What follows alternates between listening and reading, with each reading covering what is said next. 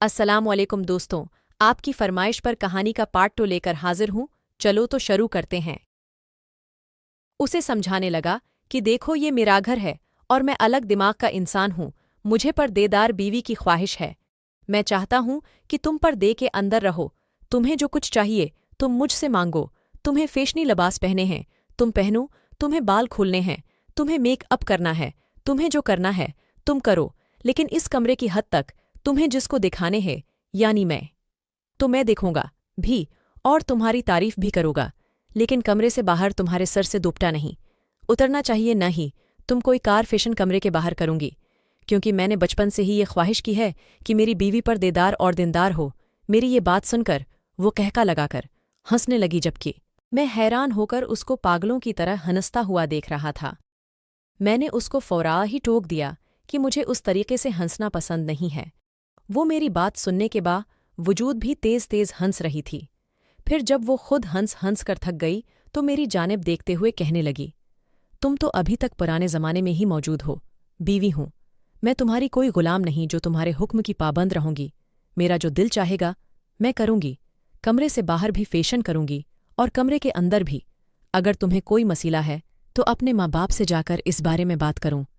मैंने तो तुम्हारी वजह से इनकार किया था, लेकिन उनका यही कहना था कि तुम राजी हो, और अगर तुमने मेरे साथ इस तरीके की बदसलूकी की या मेरे साथ इस तरीके से बात करने की जरा भी कोशिश की तो मैं तुम्हारे साथ जिंदगी नहीं गुजारूंगी, बल्कि अपने माँ बाप के घर चली जाऊंगी। मेरी बीवी का इस तरीके से कहना मुझे आग लगा गया था और एकदम ही मेरा हाथ उठा था, लेकिन इससे पहले ही मैंने खुद को काबू कर लिया और हाथ नीचे कर लिया था। वो मुझे देखते हुए कहने लगी, आज तो तुमने ये गलती कर दी है। आइंदा के बाद मुझ पर हाथ उठाने की जरा भी कोशिश नहीं करना, वरना मैं इतना वाविला मचाऊंगी कि तुम्हारी सूझ है। मैं कोई मासूम सी दबू लड़की नहीं हूँ। मैं नीलम हूँ और मैं अपनी जिंदगी अपने उसूलों के मुताबिक गुजारती हूँ। वो ये बोलकर अपनी जगह से उठी और हाथ रोम में चली गई, जबकि मैं हका बका उसको देखता रह गया था कि मेरे साथ अभी वो क्या करके गई है। थोड़ी देर तक मैं खुद को कोसता रहा कि मैं क्यों अपने माँ बाप की पसंद के आगे सर झुका गया था। मुझे इस लड़की से शादी नहीं करनी थी, क्योंकि मैं उसके बारे में बहुत अच्छे से जानता था कि ये अल्टे दिमाग की लड़की है, लेकिन मैं ये नहीं जानता था कि आगे चलकर उसकी और खूबियां मुझ पर खुलेंगी। नीलम सिर्फ तेज और बेहया लड़की नहीं, बल्कि ये 2 नंबर भी होगी। वो रात मेरे लिए किसी अजीज से कम नहीं थी। मैं उठकर बालकनी में चला गया था और मैंने पूरी रात वही गुजार दी थी। अगले रोज मेरी आंख सुबह फजर के वक्त खुली थी।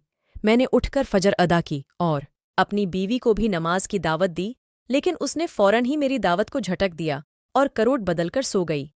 मेरा दिल कर रहा था कि मैं उसका मुंह तोड़ दूं, लेकिन मैंने खुद को एक बार फिर काबू किया और बेड की दूसरी साइड आकर खामोशी से सो गया। सुबह 10 बजे के वक्त मेरी आंख खुली तो मेरी बीवी मेरे पहलू में ही सो रही थी।